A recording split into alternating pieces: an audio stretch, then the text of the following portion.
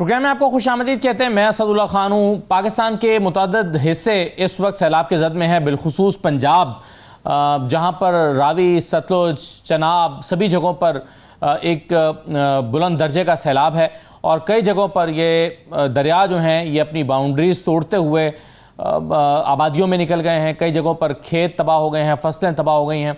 आज भी सारा दिन रिलीफ का काम होता रहा, लोगों को महफूज मकामात पर मुंतकिल करने की कोशिशें की जाती रहीं। वज़ीर आला पंजाब मरियम नवाज़ साहबा ने ख़ुद भी रावी का विज़िट किया सूरत हाल का अंदाज़ा लगाने के लिए कि क्या है।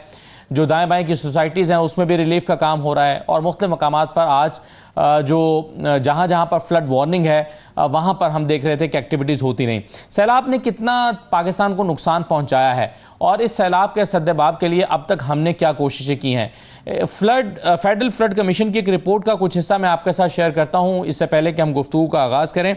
सरकारी रिपोर्ट के मुताबिक क़याम पाकिस्तान से 2023 तक पाकिस्तान में 31 सैलाब आए, जिनमें 23,614 अमवात हुई हैं। 1950 से 2023 के अरसे में आने वाले 31 सैलाबों में नुकसानात की मालियत 68.2 अरब डॉलर से ज़ायद लगाई गई है। पाकिस्तान में आने वाले इन 31 सैलाबों से 2,03,704 गाँव मुतासिर हुए। फेडरल फ्लड कमीशन की रिपोर्ट यह बताती है कि 1950 से 2023 के अरसे में आने वाले सैलाबों से कुल 7,01,558 मुरब्बा किलोमीटर रकबा ज़ेर आब आया है। 2022 में भी सैलाब आया। 2022 में आने वाले तबाहकुन सैलाब से 30 अरब डॉलर का माली नुकसान हुआ, जबकि 1739 हलाकतें हुई। फेडरल फ्लड कमीशन की रिपोर्ट बताती है कि 2010 के सैलाब में 1985 अमवात हुई और 10 अरब डॉलर से ज़ायद के माली नुकसानात हुए। इस रिपोर्ट के मुताबिक 2011 के सैलाब में 516 अमवात हुई और 3.7 अरब डॉलर के माली नुकसानात हुए। 1992 के सैलाब के दौरान 1008 अमवात हुई थी और 3 अरब डॉलर से ज़ायद के माली नुकसानात हुए थे। यह रिपोर्ट बताती है कि 1950 के सैलाब में 2190 अमवात हुई और 48.8 करोड़ डॉलर्स के माली नुकसानात हुए। अब इन सैलाबों को रोकने या इनके आगे बंद बांधने या इन सैलाबों को या इजाफी पानी सैलाब की सूरत में आने के वाला जो है उसको डैम्स में स्टोर करने के हवाले से कितनी कोशिशें हुई हैं, कितनी। आज मरियम नवाज साहबा ये कह रही थी कि मैं किसी पार्टी का नाम नहीं लेती, लेकिन अब हमें फैसला करना होगा। यानी उनका इशारा ये था कि कुछ पार्टीज शायद डैम के या नहरों के खिलाफ हैं, तो हमें फैसला करना होगा कि हमें क्या करना चाहिए। आज क्या कुछ होता रहा, एक्टिविटीज़ क्या हैं और बतौर मजमूई हमें किन चीज़ों को प्लान करना चाहिए, इन तमाम बातों पर चीज़ों पर हम बात करेंगे। हमारे साथ डॉक्टर फरहान खालिद साहब मौजूद हैं, फ्लड इंचार्ज हैं रेस्क्यू 112 के। डॉक्टर साहब बहुत शुक्रिया, खुश आमदीद। हमीदुल्लाह मलिक साहब हमारे साथ मौजूद हैं, डायरेक्टर PDMA पंजाब। हमीदुल्लाह साहब आपको भी खुश आमदीद कहते हैं। और डॉक्टर ज़ैनब नईम साहब हमें ज्वाइन करेंगी, माहिर माहौलियात। मैं हमीदुल्लाह साहब आपसे शुरू करते हुए ज़रा मजमूई तौर पर बता दीजिएगा इस वक्त कौन से इलाके ज़्यादा मुतासरा हैं, सैलाब की जद में हैं और किस हद तक रिलीफ वर्क हो पाया है।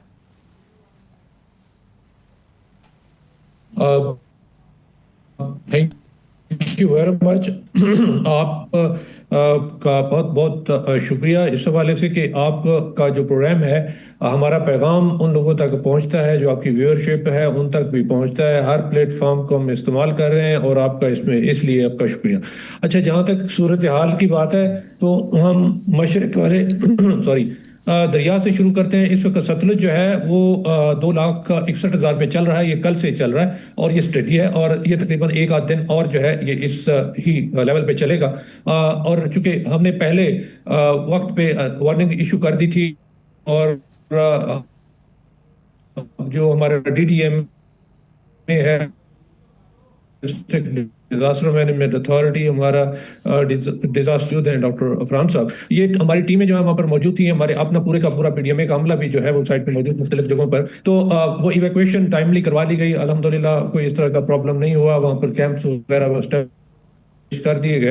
अच्छा, फिर आते हैं दूसरी तरफ रावी की तरफ। रावी और जो चनाब है वो एक दोनों का जो कैचमेंट एरिया है वो मिलता है इकट्ठा, ये तकरीबन थोड़े फासले पे है। तो वो बारिश अचानक होने की वजह से, वैसे हमें तो पता था लेकिन वो इतनी तेज बारिश थी कि उसका जो है और थी भी बिल्कुल अगर आप नक्शा देखें तो नारोवाल और जो सियालकोट है और जो गुजरात है उससे थोड़ा सा ऊपर यानी जम्मू का जो इलाका है उसमें बहुत शदीद बारिश हुई, और वो बारिश जो है उसने बड़े थोड़े जी। टाइम के अंदर जो है ना वो ट्रिगर कर दिया इतना हैवी फ्लड। लेकिन चूंकि पहले से हम अलर्ट जारी कर चुके थे, तमाम महकमे जो हैं वो पहले से एक रिहर्सल जो है वो करके और अपनी अपनी जगहों पर मौजूद थे और इवैक्यूएशन हो चुकी थी, इसलिए अल्हम्दुलिल्लाह काफ़ी हद तक नुकसान जो है ना उससे बच गए। अलबत्ता पानी जो है वो चूंकि दरियाओं के साथ साथ जो नाले हैं वो बिल्कुल नारोवाल और कश्मीर के बिल्कुल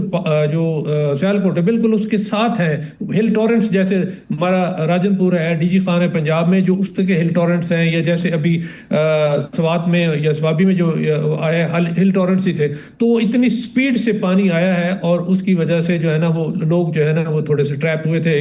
फिर उसके बाद वक्त कोई 25 लोग थे, उनको फौरी तौर पर निकाल भी ले गए। इस वक्त जो चनाब का जो सूरत हाल है अगर देखें तो ये परसों शुरू हुआ था, 9,02,000 पे था मराला पे, और इस वक्त जो है वो 1,65,000 के करीब आ चुका है, वो नॉर्मल हो चुका है। अब अगले जो खानकी है उसकी सूरत हाल जो है थी वहाँ पर चूंकि दूसरे कुछ नाले उसमें शामिल हो गए थे, वो 10 लाख से ऊपर चला गया था। और कादराबाद जो है जिसकी टोटल कैपेसिटी 9 लाख है, वहाँ पर 10 लाख और 70,000 का रेला बन गया था। रात को पूरी रात जो है वो इरिगेशन डिपार्टमेंट के लोग, जो डीसी हैं, जिला इंतजामिया है गुजरांवाला की और उधर हाफसाबाद की, वो भी शामिल थी। और फिर उसके बाद सिविल सोसाइटी ने बड़ा पॉजिटिव रोल अदा किया, मिल के सारे इदारों ने काम किया और अल्हम्दुलिल्लाह 9 लाख की कैपेसिटी में से 10,70,000 जो है वो करेला गुजरा है। अब वो तकरीबन 5 लाख के करीब चिनोट में पहुंच चुका है। और अब मसला जो है वो आगे थोड़ा सा है, जो रिवाज ब्रिज है वहाँ पर जंग के पास, तो उसकी कैपेसिटी जो है वो तकरीबन कोई 6 लाख के करीब है, थोड़ा सा ऊपर। तो वहाँ पर एक्सपेक्टेड है कि 9 लाख के करीब रेला आ जाएगा, तो इसलिए उसको जो हो सकता है ऑपरेट करना पड़े। अब अलबत्ता जहाँ तक डिस्ट्रिक्ट एडमिनिस्ट्रेशन, हमारा डीडीएमए है और जो रेस्क्यू की टीमें हैं और जो इरिगेशन और दूसरे डिपार्टमेंट मिल के सारे इकट्ठे, इवैक्यूएशन जो है ना इस वक्त तकरीबन मुकम्मल हो चुकी है। और फिर आप लोगों के जो ताउन से जो खास तौर पर आप लोगों का ये पैगाम जा रहा है, इससे ये लोग बड़े कान धरते हैं, देखते हैं, क्रेडिबिलिटी है, तो वो लोग जो है ना वो सीरियसली अब इलाकों को खुद अपनी मदद आपके तहत उन्होंने इवैक्यूएट कर दिया है। बहुत कम जगहों पे हमें जो है ना फोर्स इवैक्यूएशन करवानी पड़ी है। नीचे जो है वो फिर हेड ट्रीमू जो है उसके ऊपर अगर ये यहाँ से ऑपरेट हो जाता है रीचिंग पॉइंट, हमीदुल्लाह साहब, ये बिलखुसूस चूंकि शादरा की बहुत बात हो रही थी और रावी के पुल पर भी हम देख रहे थे कि यानी ज़ाहिर खतरात वहाँ पर मौजूद थे इस पूरे इलाके में, और रात भर लोग बड़ा अलर्ट रहे हैं कि शादरा में रावी जो है वो पानी बाहर ना आ जाए। तो अब क्या वो खतरा कम हो गया है या वो खतरा टल गया है या अभी बरकरार है? देखिए जो वो खान साहब बात यह है कि पीछे से अगर देखें 2,50,000 परसों 2 बजे था और वो 4 बजे वहां से रिसीड होना शुरू हो गया। अब वो एक छोटा सा 4 घंटे का जो है ना पीक करेला है, मैक्सिमम जो 4 घंटे का पीक करेला है वो वहां से चला, वो जसड़ से जो है इस वक्त अपनी पीक गुजार चुका है, वो 99 पे आ गया। अब रावी साइफन पे वो 2,20,000 के करीब है, इधर 2,17,000 है, वो तकरीबन 2,20,000 के करीब 2 या 3,000 जो है ना वो ऊपर होकर फिर उसके बाद वो पीक जो है ये पीक जा रही है इस वक्त। तो ये जो इस वक्त सूरत हाल है ये ज्यादा से ज्यादा 4 घंटे या मैक्सिमम क्योंकि पानी थोड़ा सा ऐसे फैला है वो ऐसे फिर दोबारा इकट्ठा हो रहा है मेन स्ट्रीम में, तो ज्यादा से ज्यादा 4 या 5 घंटे उसके बाद ये रिसीड होना शुरू हो जाएगा। तो इसलिए चूंकि पूरी इंतजामिया आपने अगर देखा हो तो हम भी उधर ही थे और जिला इंतजामिया भी, वो सारे का सारा इलाका जो है ना उसको वहां से विकेट करवा लिया गया था। तो इसलिए अल्हम्दुलिल्लाह काफी हद तक जो है ना वो सूरत हाल कंट्रोल में है। तो और 3 या 4 घंटे के अंदर ये रिसीड होना शुरू हो जाएगा। सही है, बिल्कुल सही है। अमित साहब जरा साथ ही रहिएगा, मैं दो चीज़ें आपसे और पूछना चाह रहा था। एक तो जाहिर है जब खैमा बस्तियां बसाई जाती हैं, जब वैक्यूएशन होती है, तो सबसे पहली ज़रूरत ये होती है कि लोगों के पास चूँकि घर बचते नहीं है, जो मुतासरा गाँव होते हैं उनको फिर खैमों में मुंतकिल किया जाता है और ख़ुराक का इंतज़ाम किया जाता है। तो ऐसी सूरत हाल कहाँ पर क्या है, इस पर मैं आपसे जानूंगा। लेकिन अगर मैं डॉक्टर फरहान खालिद साहब से भी जान पाऊँ कि डॉक्टर साहब, रेस्क्यू 1122 भी हमने देखा है माजी में भी, जहाँ इस तरह की प्रॉब्लम्स, यानी अभी 2022 वाला सैलाब भी मैंने कवर किया तो मैंने देखा कि वहाँ पर भी जो रेस्क्यू के इदारे हैं बशमूल 1122 वो अपना परफॉर्म कर रहे होते हैं लोगों की इवैक्यूएशन के लिए भी, और ख़ास तौर पर जो फंस जाते हैं सैलाब में दरियाओं में। तो ये बताइएगा कि आपके पास अभी डेटा क्या है कि कितने देहात मुकम्मल तौर पर डूबे हुए हैं जहां से लोगों को बाहर निकाला गया है, कितने लोग इस वक्त बेघर हैं जिनको शेल्टर चाहिए, कोई डेटा भी है आपके साथ, आपके पास साथ साथ? जी बहुत शुक्रिया आपका। सबसे पहले तो मैं ये आपको बताता चलूं, जो मौजूदा जिस तरह आपने फ्लड ऑपरेशन 2022 का जिक्र किया है, ये मौजूदा फ्लड ऑपरेशन जो है वो हमने 9 जुलाई से शुरू किया है, जो अब तक पूरी तनदेही के साथ जारी है। और जो आपने ये स्पेसिफिकली पूछा है कि कितने विलेजेस, तो इस वक्त 30 डिस्ट्रिक्ट जो है वो पंजाब के हिस्से मुतासर हुए हैं और उनमें विलेजेस की तादाद जो है वो काफ़ी ज़्यादा है। और ये जब मुकम्मल हो जाएगा तो फिर डैमेज असेसमेंट करनी मुमकिन होगी और फिर ही सही तरीके से हम अंदाज़ा लगा पाएंगे कि कितने लोग इससे मुतासर हैं और कितने विलेजेस जो है वो इससे मुतासर हुए हैं। अभी मौजूदा जो है वो 30 अजला में जो है वो इस वक्त हमारा ऑपरेशन चल रहा है और अब तक हम जो है वो 60,000 लोगों को जो है वो बर वक्त जो है वो इनखला कर चुके हैं, जिसमें इवैक्यूएशन भी है और इसमें जो है वो रेस्क्यू भी है। और हम आपको पता है कि रेस्क्यू 1122 जो है वो जो है वो फ्लड प्रेपरेशन पे यकीन रखता है। ये सारा प्रोसेस हम जून से ही शुरू कर देते हैं। सबसे पहले मॉक एक्सरसाइजेज होती हैं, अपने फ्लड इक्विपमेंट को चेक किया जाता है और फिर उस हिसाब से जो है ना वो अपनी बोट्स की स्ट्रेटेजिक लोकेशन पे हम डिप्लॉयमेंट कर देते हैं। लेकिन इस दफ़ा हमने गवर्नमेंट और दूसरे तमाम इदारों के साथ मिल के हमारा ज़्यादा फोकस इस बात पे रहा है कि बजाय इसके कि लोगों को हमें रेस्क्यू करना पड़े, तो बेहतर ये है कि हम पहले उनकी इवैक्यूएशन कराएं।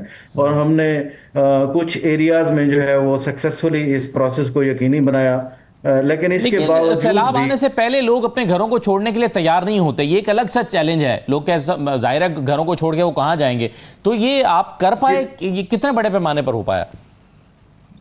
ये सर हम कोशिश तो हमारी पूरी होती है कि हम ज़्यादा से ज़्यादा लोगों को जो है वो फ्लड आने से पहले जो है वो उनको मुंतकिल कर लें, लेकिन लोग आखिरी वक्त तक का इंतज़ार करते हैं। और मैं यही आपके प्रोग्राम के तवज्जो से अपील करना चाहता हूँ कि इस बात को यकीनी बनाएं कि आप बर वक्त जो है वो अपने फ्लड आने से पहले अपनी एक तो तैयारी कर लें और इदारों की जो है ना वार्निंग्स पे कान धरें और पूरी कोशिश करें कि अपने इनखला को, अपनी फैमिली के इनखला को बर वक्त यकीनी बनाएं, ताकि आपकी ज़िंदगी भी ख़तरे में ना हो। और ज़ाहिर है जो रेस्क्यू स्टाफ जो है वो ऑपरेशन करने के लिए मौजूद होता है, वो भी अपनी ज़िंदगियों को ख़तरे में डाल के आपको रेस्क्यू करता है। लेकिन इस बार अवेयरनेस का लेवल काफ़ी अच्छा रहा है और काफ़ी ज़्यादा लोगों को हम 9,000 से ज़्यादा लोगों को हम जो है वो अर्ली, बल्कि 50,000 से ज़्यादा लोगों को हम अर्ली इवैक्यूएशन कराने में कामयाब हुए हैं और 10,000 से ज़्यादा लोगों को हमें रेस्क्यू करना पड़ा।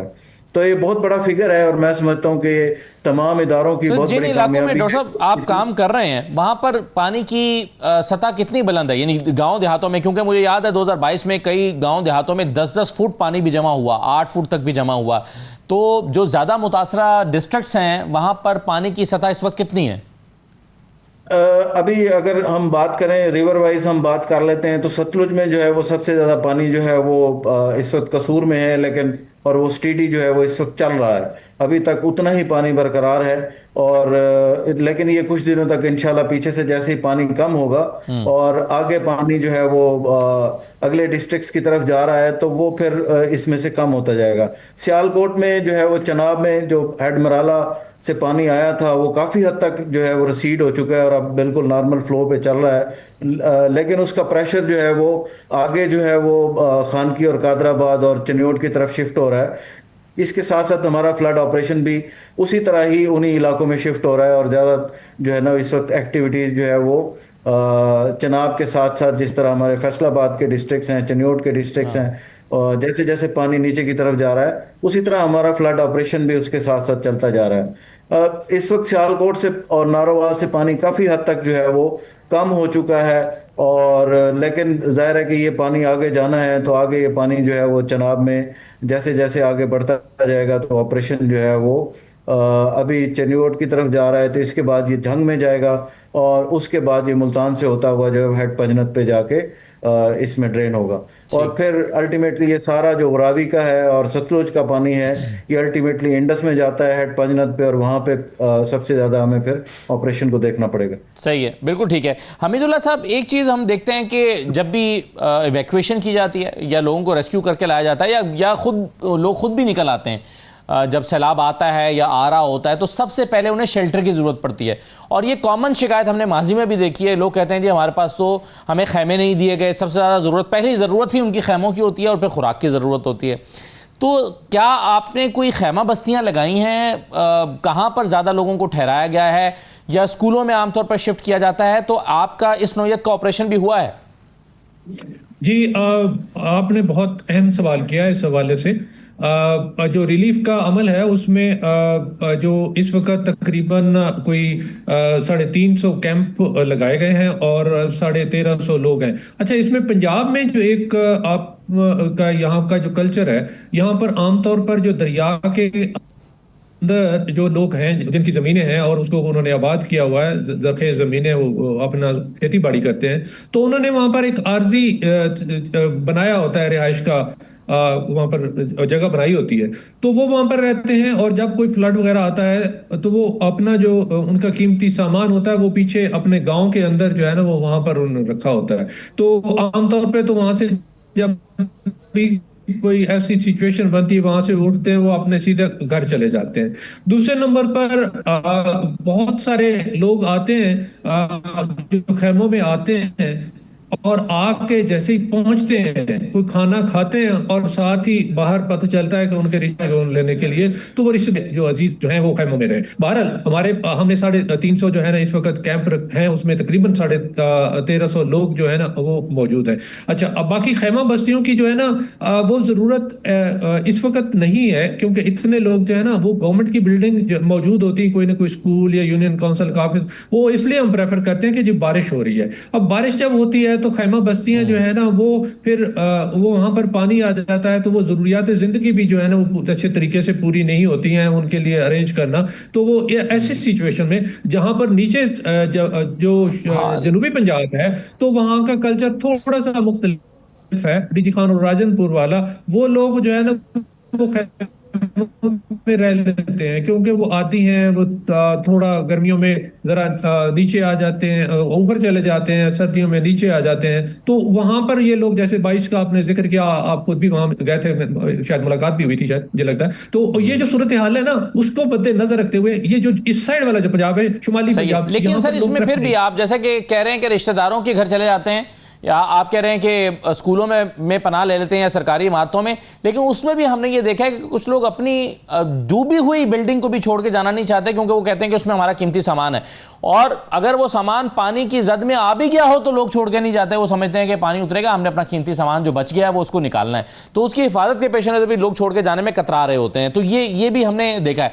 लेकिन एक चीज़ मुझे हमीदुल्लाह साहब ये बता दीजिए कि जो डेटा भारत से मिला है पाकिस्तान को पानी छोड़ने के हवाले से, कि जी हम इतना पानी छोड़ रहे हैं, वो कितना मददगार साबित हुआ है?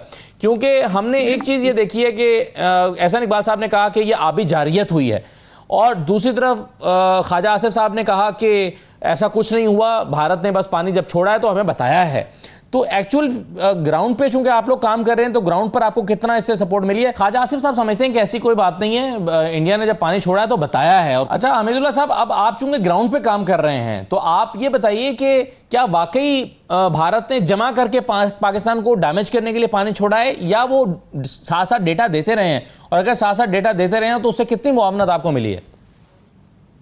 देखिए जी, जो डैम है ना उनके, वो पानी 1 मिलियन एकड़ फीट का मतलब है 1 अरब डॉलर।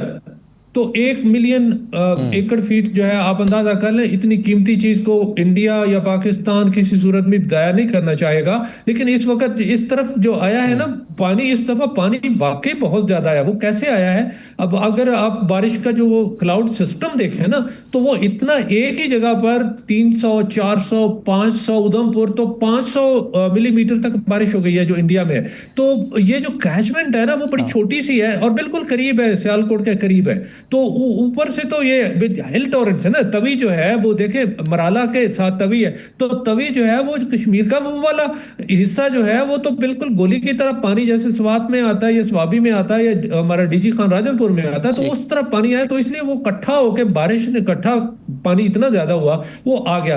अलबत्ता उधर दूसरी साइड पे उन्होंने कुछ रावी में जो है ना वो कोई पानी थोड़ा सा उन्होंने छोड़ा है, और लेकिन वो इतना ज्यादा पानी जो है, ये बारिश जो है ना, ये जो उनके डैम के जो साइड आप भी ये समझते हैं कि भारत के पास भी कोई और चॉइस नहीं थी कि वो पानी आगे छोड़ देते? आप भी ये समझते हैं? बहरहाल बहुत शुक्रिया हमीदुल्लाह साहब आपका। मैं एक छोटा सा ब्रेक लेता हूं। डॉक्टर फरहान खालिद साहब भी हमारे साथ मौजूद हैं। जरा गुफ्तगू को आगे बढ़ाते हैं एक छोटे से ब्रेक के बाद वापस आकर।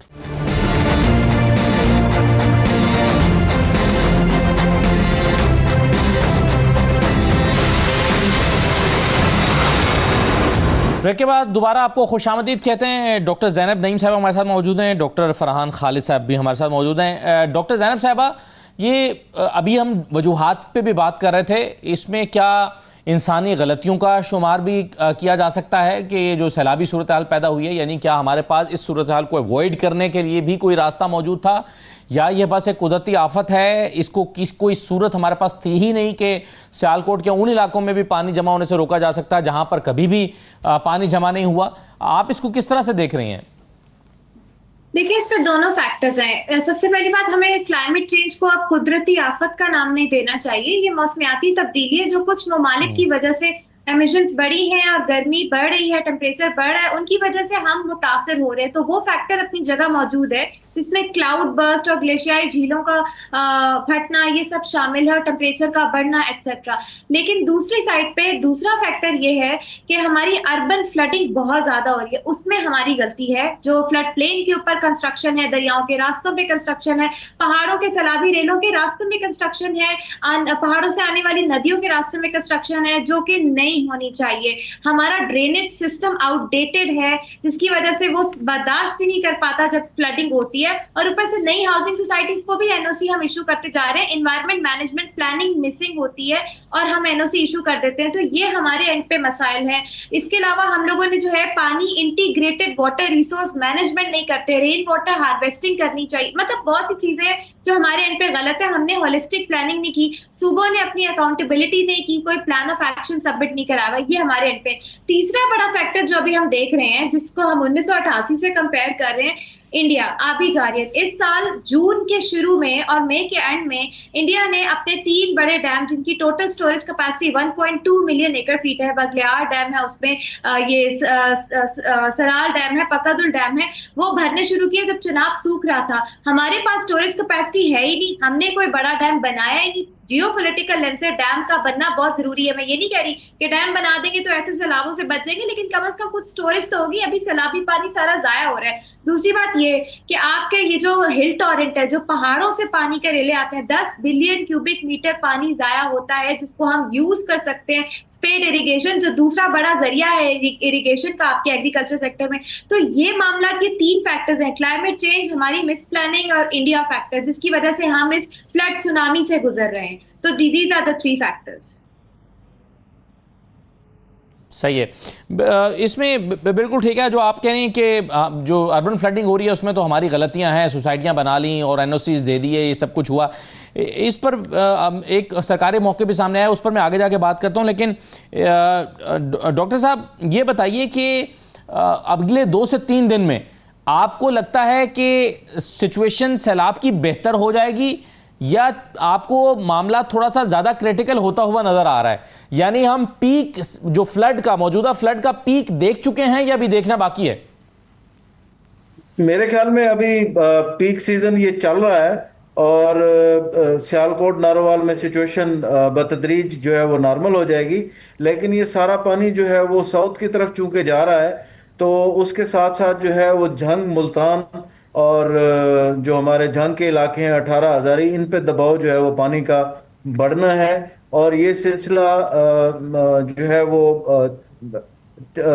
4 से 5 सितंबर तक या 6 सितंबर तक ये अभी सिलसिला यहाँ तक जारी रहेगा, क्योंकि इतने ही टाइम में ये पानी जो है वो हेड पंजनत की तरफ जाके ड्रेन होगा और फिर आहिस्ता आहिस्ता जो है वो पानी रिसीड होना शुरू हो जाएगा और फिर सूरत हाल बेहतर हो जाएगी। लेकिन मेरा ख्याल ये है कि इस वक्त ये पीक जो है वो चल रहा है और ये अगला एक वीक जो है ये पीक एक्टिविटीज जो है वो जारी रहेंगी फ्लड की। और तो जो इलाके डॉक्टर साहब खतरे की जद में हैं, जैसे आ रहा है वो आहिस्ता आहिस्ता नीचे की तरफ जो है वो जा रहा है। आपने जैसे 18 हज़ारी का नाम लिया, मुल्तान की बात की, ये जो इलाके खतरात की जद में है, 18 हज़ारी तो जब भी सैलाब आता है वो बदकिस्मत इलाका है कि जो डूबता है।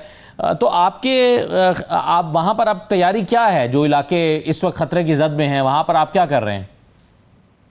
सबसे पहले तो हमारा, जैसे मैंने आपको पहले बताया कि सबसे पहला स्टेप जो है वो इवैक्यूएशन है। जितनी जल्दी हम इवैक्यूएशन को यकीनी बनाएंगे उतना नुकसान जो है वो कम से कम होगा। और हम इस बात पे फोकस हैं कि हम पूरी कोशिश कर रहे हैं कि हम लोगों को जो है वो अर्ली वार्निंग दें और उनको जल्द अज जल्द जो है वो उनका इनखला यकीनी बनाए। और मैं समझता हूँ आपके प्रोग्राम के तवज्जुह से और मीडिया के तवज्जुह से कि लोग जो है वो मुतल्लिका इदारों की वार्निंग पे जो है वो कान धरें और जल्द अज जल्द बर वक्त अपने इनखला को, अपनी फैमिली के इनखला को यकीनी बनाएं। और तो इस वक्त क्या ये इलाके जो सैलाब के खतरे से दो चार हैं, क्या यहाँ पर इवैक्यूएशन मुकम्मल हो चुकी है? जैसे कि आपने खुद 18 हज़ारी का जिक्र किया, क्या यहाँ लोग बाहर निकल चुके हैं, छोड़ के जा चुके हैं इलाका? अभी इसमें प्रोसेस जो है वो जारी है, क्योंकि अभी इसमें 2 से 3 दिन का गैप है। इस पानी को वहां तक पहुंचने में अगले 48 घंटे लगेंगे और हम पूरी तंदुरुस्ती से कोशिश करें कि इन इलाकों में लोगों को, ज़्यादा से ज़्यादा लोगों को जो है ना वो इनखला को यकीनी बनाया जाए। और हमने अपनी तैयारी जो है वो जो है उस हिसाब से कर ली है और मैक्सिमम रिसोर्सेज जो है वो इस फ्लड जहाँ जहाँ ये ड्रेन हो रहा है वहां पे हम जो है वो अपने रिसोर्सेज जो है आपका फोकस सबसे ज्यादा किन जगहों पर है इस वक्त? कौन से डिस्ट्रिक्ट में सबसे ज्यादा फोकस है इस वक्त? जो मौजूदा हमारा फोकस है वो चनियोट में जो है वो इस वक्त जो है वो मैक्सिमम पानी जो है वो गुजर रहा है। जो हेड मराला से आया था वो अब चनियोट से गुजर रहा है और इसके बाद इसने जो है वो झंग की तरफ जो है वो मूव करना है। तो इसलिए हम इन दोनों जगहों पे जो है वो अपनी मैक्सिमम डिप्लॉयमेंट जो है वो यकीनी बना रहे हैं और तैयारी अपनी। राइट सर, बिल्कुल ठीक है। अभी जो बात हो रही थी अर्बन फ्लडिंग की, उसमें आज मरियम औरंगजेब साहबा ने फरमाया, उन्होंने कहा कि जो सोसाइटीज़ दरिया के बेड में भी बना दी गई हैं वो भी इंसान है, हमारी जिम्मेदारी है कि हम उन्हें भी बचाएं। बिल्कुल सही कह रही हैं, वो गलत नहीं है, लेकिन इस सवाल का जवाब नहीं दे रही कि वो सोसाइटियां बन कैसे गई। इसमें तो कोई शक ही नहीं है कि गवर्नमेंट को बचाना चाहिए और वो भी इंसान है और पाकिस्तानी है और उनकी इन्वेस्टमेंट्स हैं, लेकिन इस सवाल का जवाब नहीं दिया जा रहा कि ये सोसाइटीज़ बन कैसे गई। अब कल नालों की बात हो रही थी, जो डॉक्टर ज़ैनब सियालकोट के करीब नाले हैं, तो हमारे रिपोर्टर हमें बता रहे थे कि उन नालों का धाना तंग कर दिया गया है क्योंकि वहाँ पर भी तजावुज़ात कायम हो गई। जब भी आप दरिया के रास्ते में या नालों के रास्ते में कंस्ट्रक्शंस कर लेंगे तो वो पानी ज़ाहिर ओवरफ्लो करेगा और बाहर आ जाएगा।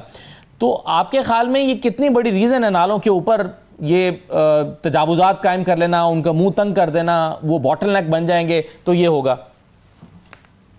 देखिए, ये मामला ऐसा नहीं है कि किसी को पता नहीं था और अभी अचानक पता लग रहा है। इसकी मिसाल ये है कि पंजाब में 2023 का Punjab river and drainage act मौजूद है। उसमें साफ साफ लिखा हुआ है कनाल अथॉरिटी बने, रिवर एनक्रोचमेंट नहीं होनी चाहिए, कनाल ऑफिसर अपॉइंट होनी चाहिए जिनसे परमिशन लेके फिर कंस्ट्रक्शन की जा सकती है। एनओसी प्रॉपर उसमें है।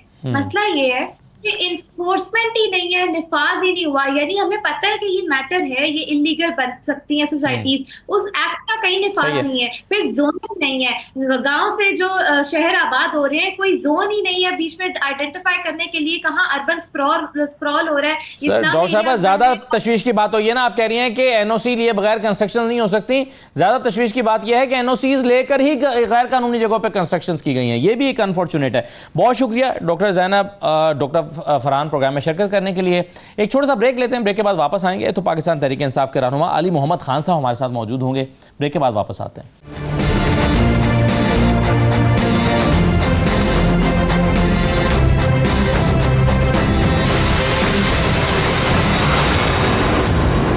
ब्रेक के बाद आपको दोबारा खुशामदीद कहते हैं। पाकिस्तान तहरीक-ए-इंसाफ के रहनुमाओं ने, कौमी असम्बली के अरकान ने अपनी पार्टी की हिदायत के मुताबिक, पार्टी के फैसले के मुताबिक और अपने बानी चेयरमैन की हिदायत के मुताबिक इनफैक्ट कौमी असम्बली से की जो कमेटियां हैं उससे बाहर आने का फ़ैसला किया और उसके बाद इस्तीफ़े देना शुरू कर दिए।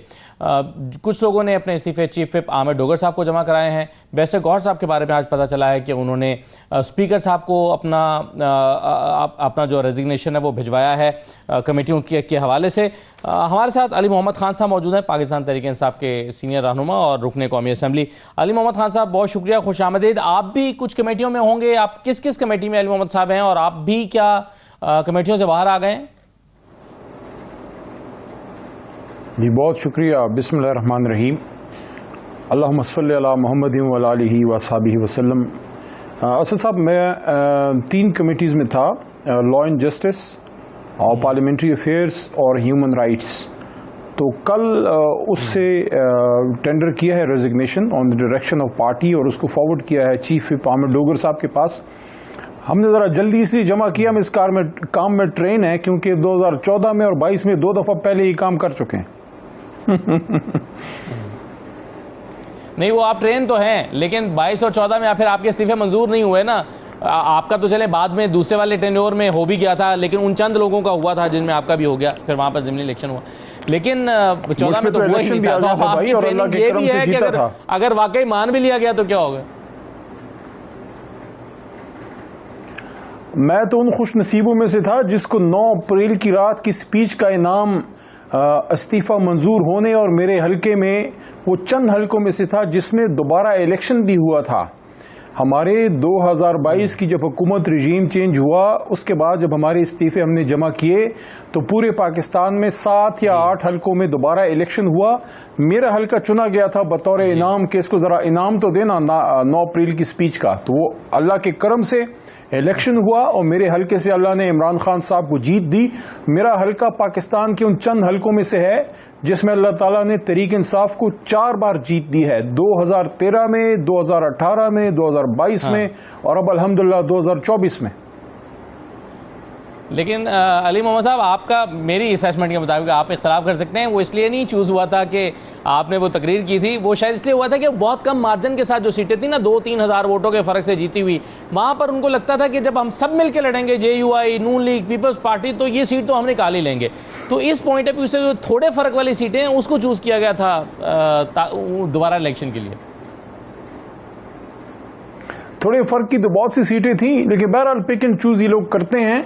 अल्लाह के करम से वहाँ इमरान खान साहब ने अल्लाह के हुक्म से इनको चारों शानी चित किया, सब जमातों को, और इस बार उसी सीट पे अल्लाह के करम से 1 लाख प्लस से लोगों ने तहरीक इंसाफ के कारकुन को जो आपके सामने बैठा है एक बार फिर जताया है। तो ये लोगों का प्यार है, मोहब्बत है जो इमरान खान साहब से और तहरीक इंसाफ से करते हैं मर्दान में और पूरे पाकिस्तान में। सर, लोगों का कैसा प्यार है कि लोग आपको बार बार मुंतखब करा के पार्लियामेंट में भेजते हैं, आप बार बार इस्तीफा दे के बाहर आ जाते हैं, तो कहीं लोग पक्के पक्के नाराज ही ना हो जाएं इस बात से? नहीं, नाराज नहीं होंगे इस बार तो। चलो कायमा कमेटियों से इस्तीफा है, लेकिन जब खान साहब का हुक्म होगा वो हम इंशाल्लाह जो भी होगा पहले भी किया है अब भी करेंगे। बल्कि मुझे याद पड़ता है 2014 में जब धरने के ज़माने में खान साहब ने इस्तीफे मांगे, बहुत कम लोगों को इसका इल्म होगा, वो मशवरा भी मेरा था। ये आज पुराने साथी जब उनको इल्म होगा तो शायद वो फिर मेरे से नाराज़ ज़्यादा होंगे। मैंने खान साहब को धरने के ज़माने में एक दफ़ा मशवरा दिया था कि खान साहब हो सकता है हमें रिज़ाइन भी करना पड़े, एक मशवरा था, खान साहब ने उस पर अमल ही कर लिया। तो जब इस्तीफे हमसे मांगे गए तो शाह महमूद कुरैशी साहब, इस्तीफों का आइडिया आप वो हाँ, शाह महमूद साहब ने सबको कागज दिए, बनी गाला में मीटिंग थी, खान साहब भी बैठे हुए थे। तो वो जब कागज सब में सर्कुलेट हुआ मेरे पास आया तो मैंने कहा मैं तो नहीं करूंगा दस्तखत। उन्होंने कहा क्यों? मैंने जेब से 1 महीना पहले वाला इस्तीफा जो ऑफिशियल लेटर पैड पे था वो दिया। मैंने कहा मैं पहले लिख चुका हूं तो अभी दोबारा लिखने की जरूरत नहीं है, वही काफी है। तो वो मेरे बटवे में पड़ा हुआ था, 1 महीना पहले का लिखा हुआ इस्तीफा, उस पर जो है दस्तखत करके तो वो शाह महमूद साहब के हवाले कर दिया। सही है। तो सर, मेरा सवाल आपसे ये है कि ये फ़र्क क्या पड़ेगा? आप कमेटियों से बाहर आ गए, रुकने कौमी असम्बली आप हैं, इससे आप क्या फ़र्क डालना चाहते हैं हुकूमत की सेहत पर, हुकूमत की कारकर्दगी पर, उसके काम पर क्या इम्पैक्ट आएगा जिसकी वजह से आप बाहर निकलने का फ़ायदा क्या होगा? असल हमने तो थोड़ा लाइट मूड में गुफ्तगू आज की है, लेकिन ये बड़ा सीरियस इशू है। देखें, कायमा कमेटियों से इस्तीफ़ा जो है ये एक आम स्टेप नहीं है, क्योंकि सब लोगों को जो पार्लियामेंट के अफेयर्स को समझते हैं उनको ये पता है कि पार्लियामेंट की जो असेंबली है, जो मेन असेंबली है, वहाँ तो सिर्फ मेन काम होते हैं। असल काम जो है वो कायमा कमेटियों में होते हैं। तो कायमा कमेटियों से इस्तीफ़ा as a protest Pakistan Tehreek Insaf ने कौमी असेंबली का दिया है इस बात पे कि जो हमारे MNAs के साथ 9 मई की आड़ में ज्यादतियां हुई हैं। देखें, हम ये नहीं कहते कि अगर किसी का कसूर है, किसी ने आग लगाई है, किसी ने तोड़ फोड़ की, आप उसको सजा दें, सख्त से सख्त दें, लेकिन उसको ड्यू प्रोसेस ऑफ लॉ पहले दें, उसको अदालत में अपनी बेगुनाही साबित करने दें। यहां तो ऐसे लोगों को सजाएं दे दी गई हैं, जैसे मिसाल के तौर पे मुझे कहने दीजिए, थोड़ा सा टाइम लूंगा, कि जो राना सना साहब हैं, राना सनाउल्लाह साहब के घर पे कोई हमला हुआ था 9 मई को, अगर किसी ने किया गलत है, मैं कंडेम करता हूं, लेकिन उससे उमर अयूब खान साहब का क्या ताल्लुक, उससे शिबली फराज साहब का क्या ताल्लुक, उससे साउथ पंजाब की से ताल्लुक रखने वाली जरताज गुल वजीर साहिबा का क्या ताल्लुक, उससे जनाब अहमद चट्टा साहब, इस तरह के लोगों का क्या ताल्लुक। फिर जो दूसरी सजा दी फैसलाबाद के केस में, उससे फिर इन लोगों का क्या ताल्लुक। यानी कि आपने जो है तो बस वो क्या कहते हैं, बस सब नाम लिख दिए और सबको सजाएं दे दी हैं। रात 2-2 बजे तक आप लोगों ने केसेस जो हैं वो ट्रायल किए हैं। अब वो अब्दुल लतीफ चित्राली साहब बेचारे, चित्राल से उनका ताल्लुक है, वर्कर है, आप शायद मिले होंगे या नहीं, खान साहब का पुराना 30 साल का वर्कर है, middle class, lower middle class से ताल्लुक रखने वाले, लेकिन बहुत काबिल पढ़े लिखे शख्स। उनका क्या ताल्लुक है इन सारे लांजो ड्रामों से? जो इनको आपने चित्राल में बेचारा बैठा हुआ है, उसका पिंडी से क्या ताल्लुक है, उसका फैसला, इन चीजों से उसका बेचारे का क्या। आपने जब इनको ये सजाएं दी हैं, उस पे हमने प्रोटेस्ट किया कि यार आपने पार्लियामेंट का मजाक ही बना दिया है। सही है, लेकिन अली मोहम्मद खान साहब, जैसा कि आपने खुद कहा और भजा कहा, आपने कहा कि असल काम तो कायमा कमेटियों में होता है। तो जब आप कायमा कमेटियां छोड़ आए, यानी पार्लियामेंट का असल काम ही आप नहीं कर रहे, तो आप अपनी सैलरीज को कैसे जस्टिफाई करेंगे? वो जस्टिफाई करेंगे ना, जो TDA मिलता है कमेटी का वो नहीं मिलेगा, जो इजलास में जाएगा इजलास के दिन का आपको मिलता है। जब तक आप मेंबर नेशनल असेंबली हैं आपको उसकी ऑनरेरियम मिलती है। कायमा कमेटियों की एवरीडे जो आपका TDA बनता है वो नहीं मिलेगा। अगर कोई जाके शिरकत करेगा वो उसको मिलता है, जो नहीं जाएगा उसको नहीं मिलेगा। हाँ, अगर तहरीक इंसाफ आपको कौमी असेंबली से भी बाहर आती है उसके बाद फिर आपका राइट नहीं। खान साहब लेकिन जो काम आपका काम बुनियादी है लेजिस्लेशन करना, आपको लोगों ने लेजिस्लेशन के लिए मुंतखब करके भेजा है। जब आप कायमा कमेटियों से बाहर आ गए तो आप लेजिस्लेशन का काम तो नहीं कर रहे ना, आप रुकने असेंबली का जो काम होता है वो ही नहीं कर रहे, तो कर क्या रहे हैं फिर? किस बात की आप 5.5 लाख रुपए तनख्वाह लेंगे? कौमी असेंबली में बतौर मेंबर, जब आप मेंबर होते हैं आपको उसका एक ऑनरेरियम मिलता है, और जब आप कायमा कमेटी में बैठ के शिरकत करते हैं उस दिन का आपको TDA मिलता है, वो नहीं मिलेगा। बतौर मेंबर असेंबली आपका राइट है। और कौमी असेंबली के फ्लोर पे सिर्फ कानून साजी नहीं होती, ये हमने कोई पतनी बड़ी आइडियलिज्म वाली बातें शुरू की हुई हैं जो हम वेस्टर्न डेमोक्रेसी से लेते हैं। यहाँ आप इश्यूज को उठाते हैं, वहां स्पीच करते हैं, पॉइंट ऑफ ऑर्डर पे खड़े होते हैं, एहतजाज करते हैं, अपना मुद्दा रखते हैं, पाकिस्तान के इशूज पे, खत्म नबूवत सल्लल्लाहु अलैहि वसल्लम के इशूज पे, कैदियों के साथ जो जुल्म हो रहा है, ह्यूमन राइट्स, इन सारी इशूज को कौमी असेंबली के फ्लोर पे उठाया जाता है। तो लॉ मेकिंग भी एक अहम काम है। अल्लाह के हुक्म से हम लोग आगे हैं इस मिडिल क्लास की तर्जुमानी करने के लिए, वरना आप देख लें, वो लाइन देख लें, सन 71 से देख लें, भुट्टो साहब की फैमिली है, सन 82-83 से देख लें, शरीफ साहब, मियाँ साहब की बड़े जो शरीफ साहब हैं उनके बरखुरदार मियाँ नवाज शरीफ वगैरह उनकी फैमिलीज हैं। पीछे आप देख लें, खैबर पख्तूनख्वा से देख लें, वली खान साहब की फैमिली आ रही है। देख हम ही लोग हैं ना जो नए लोग आए हुए हैं। सही है खान साहब, लेकिन मेरा सवाल आपसे ये था कि आप ये पहले भी ये जो आपका मेथड है ये ट्रायल एंड टेस्टेड है, आप असम्बलियों से बाहर निकले, इससे हुकूमत को आपने देख लिया, आप इससे निकलते हैं असम्बलियों से भी बाहर अगर निकलते हैं तो इसलिए निकलते हैं कि फिर ये ईवान चल नहीं सकेगा, इसकी मॉरल अथॉरिटी ख़त्म हो जाएगी। लेकिन आपने पीडीएम की हुकूमत में भी देखा कि निज़ाम चलता रहा, आपके बगैर भी पार्लियामेंट चलती रही, उसने कानून साजियाँ भी की, उसने सारी चीज़ें की, उसे कोई फ़र्क नहीं पड़ा इस बात से। यहाँ तक कि अपना अपोजिशन लीडर भी, आप ये इल्ज़ाम लगाते हैं कि राजा रियासा भी उन्हीं के आदमी थे और बाद में उन्होंने उनके प्लेटफॉर्म से इलेक्शन भी लड़ा, तो इससे फ़र्क क्या पड़ेगा? यानी आपने जो एहतजाज किया, अपना जो कानून साजी का हक था वो भी छोड़ दिया, हुकूमत को तो इससे कोई फ़र्क नहीं पड़ेगा। आप अचीव क्या करेंगे? आपने चले बतौर एहतजाज भी किया। देखिए, फिलहाल तो हमने एज अ प्रोटेस्ट जमा किया है और एक प्रेशर टैक्टिक है और एक मैसेज है, दुनिया को एक मैसेज है कि ये इनकी हकीकत है। बाकी हम आसानी से मैदान छोड़ने वाले नहीं हैं। इस पार्लियामान में हम सेनेट में भी बैठे हैं, कौमी असम्बली में भी बैठे हैं और इंशाल्लाह जितने भी हमारी ये लोग फारिग करेंगे, एक भी रह गया पार्लियामेंट में, सेनेट में, कौमी असम्बली में, वो वहाँ पाकिस्तान जिंदाबाद कहेगा, इमरान खान पाइंदाबाद कहेगा। इतनी आसानी से इनकी ख्वाहिश नहीं पूरी होने देंगे कि इन असम्बलियों में से इमरान खान साहब के जो वर्कर हैं और नाम लेवा हैं वो फारिग हो जाएं ताकि आराम से बैठे रहें और फिर कोई नया राजा रियाज लेके बैठा दें। ना इनको नया राजा रियाज मिलेगा और ना इनको सोनी गलियां मिलेंगी जिसमें मिर्जा यार फिरे। इसमें इंशाल्लाह इमरान खान साहब जिंदाबाद के नारे गूंजते रहेंगे उस वक्त तक जब तक इमरान खान साहब इंशाल्लाह वापस इस ऐवान में बतौर वज़ीर आज़म नहीं आते। मेरी दुआ है कि अगर पाकिस्तान की इसमें बेहतरी है, इस्लाम और पाकिस्तान के वक़ार और इस्तेहकाम और दिफा के लिए, फिर अल्लाह खान साहब को वापस उसी कुर्सी पर बैठाए जिस कुर्सी का नाम वज़ीर आज़म है और जिसके नाम की चिट आज भी 9 अप्रैल की रात और आज 28 अगस्त 2025 अभी तक वो चिट मेरे पास पड़ी हुई है बतौर अमानत कि जब इमरान खान साहब इंशाल्लाह वज़ीर आज़म बनेंगे वो चिट दोबारा अपने हाथ से उसी जगह लगाऊंगा जहां से मैं 9 अप्रैल की रात स्पीच के बाद अपने साथ ले गया था। सही है। हाँ साहब, ये बताएं कि बैरिस्टर गौहर ने एक जलसा करने का पेशावर में ऐलान किया, बहुत बड़ा जलसा। एक तो ये कि उसकी कोई टाइम तय हुआ है, वो कब होने जा रहा है, और अब सैलाबी सूरत हाल है, इस वक्त पूरा मुल्क जो है वो एक परेशानी के आलम में है, पंजाब में ख़ासतौर पर जो सैलाब आए हुए हैं, क्या आप अभी भी जलसा करने का इरादा रखते हैं? आपके ख्याल में हालात, माहौल साजगार है?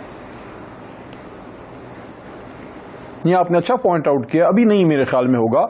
सिर्फ पंजाब में नहीं, पख्तूनख्वा में भी जो वाक़यात हुए हैं अभी उसको रिलीफ की एफर्ट्स हमने करने हैं, लेकिन मुस्तक़बिल करीब में खान साहब के जो उनकी डायरेक्शन है उसके मुताबिक मेरे ख्याल में डेट खान साहब ही शायद खुद दें, लेकिन फौरी हफ्ते 2 हफ्ते में तो मुझे नहीं लगता, क्योंकि अभी फ्लड की सिचुएशन है, ज़ाहिर है इस वक्त तो मुनासिब ही नहीं है।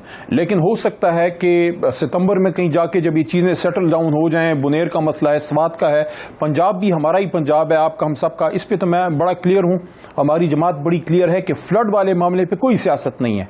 और मैंने तो बरमला ये कहा है कि वज़ीर आला पंजाब जो है अपना खैबर पख्तूनख्वा अली अमीन खान सूबाई, जो हमारी खैबर पख्तूनख्वा की हुकूमत है PTI की, उनके बिहाफ पे भी हमें सपोर्ट करना चाहिए पंजाब को, पंजाब की हुकूमत को, कि हम एक मैसेज दें कि जब सैलाब आता है, कुदरती आफत आती है, जंग छिड़ जाती है, पाकिस्तान को कोई नेशनल डिजास्टर खुदा न खास्ता होता है या थ्रेट आता है, फिर पाकिस्तानी एज अ कौम खड़े होते हैं। सियासत can take a back seat, politics can take a back seat, लेकिन ये फिर सिर्फ हमारे लिए नहीं है, ये फिर नून और उनके लिए भी है कि वो सिर्फ मीडिया ऑप्स ना करें, सिर्फ तस्वीर ना निकालें, बल्कि कोशिश करें कि जितना थोड़ा उसमें रह के आप अपनी टीमों को काम करने दें, रेस्क्यू वालों को काम करने दें। कश्तियों में सियासतदानों की बजाय रेस्क्यू ऑपरेटिव्स होने चाहिए, रेस्क्यूअर्स होने चाहिए, और हम सब मिल के फिर पंजाब को इस मुसीबत से अल्लाह के हुक्म से निकालें। और खैबर पख्तूनख्वा में भी रिलीफ का काम जो है वो मिल के हम करें, क्योंकि जो कुदरती आफत आई है, यकीन करें बुनेर में और सवात में, खासकर बुनेर में, शायद हालिया पता नहीं हालिया तारीख में ऐसी कोई मिसाल वहां के बुजुर्ग बताते हैं कि नहीं है। सही है। हाँ साहब, आखिर में ये बताइए कि अपोजिशन लीडर फिर फाइनली महमूद अचकज़ई साहब आ रहे हैं और उधर अल्लामा राजा नासिर अब्बास सेनेट में, यही होने जा रहा है? जी बिल्कुल, देखें पार्टी में इस पे मौक़िफ़ आया था कि पार्टी के अंदर से अपोजिशन लीडर हो, चाहे कोई भी हो, कोई सीनियर कैपेबल बंदा हो, लेकिन खान साहब ने फिर इस बुनियाद पे जो है ये फैसला किया है कि जो भी अपोजिशन लीडर PTI से आएगा, तो खान साहब ने ये कहा है, अली जफर साहब ने हम बताया मीडिया को कि खान साहब ने ये कहा कि अपने लोगों के बचाव और उनकी सेफ्टी के लिए, क्योंकि जिसको भी अपोजिशन लीडर मैं बनाऊंगा वो उसको सजा दे देंगे, तो इस वजह से चूंकि अचकजई साहब और हम अलामा नासिर साहब, उन पर कोई केस नहीं है, वो पीटीआई से भी नहीं है, तो उन पर निस्बतन हाथ डालना जो है वो आसान नहीं होगा। इस लॉजिक पे खान साहब ने अचकजई साहब को कौमी असम्बली और अब्बास साहब को, नासिर अब्बास साहब को सेनेट में मुंतखब किया है, ताकि कम अज कम एक ओहदा भी फिल हो और वो थ्रेट ना हो जो उमर अयूब साहब को या शिबली फराज भाई को वो हुआ। तो खान साहब, जब महमूद अचकजई साहब का जिक्र किया खान साहब ने, तो सुना है कि आपका भी जिक्र हुआ, वो किस पैराए में हुआ है? मुझे इसका नहीं इल्म, लेकिन मीडिया के कुछ दोस्तों ने बताया कि कोई जिक्र नहीं हुआ। मेरे ख्याल में गलत चीज़ें नहीं फैलानी चाहिए, लेकिन जहां तक मेरी मालूमात है जिक्र नहीं हुआ। अगर आपको मालूमात हैं तो ज़रूर बताइएगा। बहरहाल खान साहब का जो फैसला है वो आखिरी फैसला है, और सब इस बात के गवाह हैं कि तहरीक इंसाफ में अली मोहम्मद जैसे चंद ही लोग होंगे जिनके 2 दहाइयाँ हो गई हैं, लेकिन आज तक कोई ओहदा नहीं मांगा।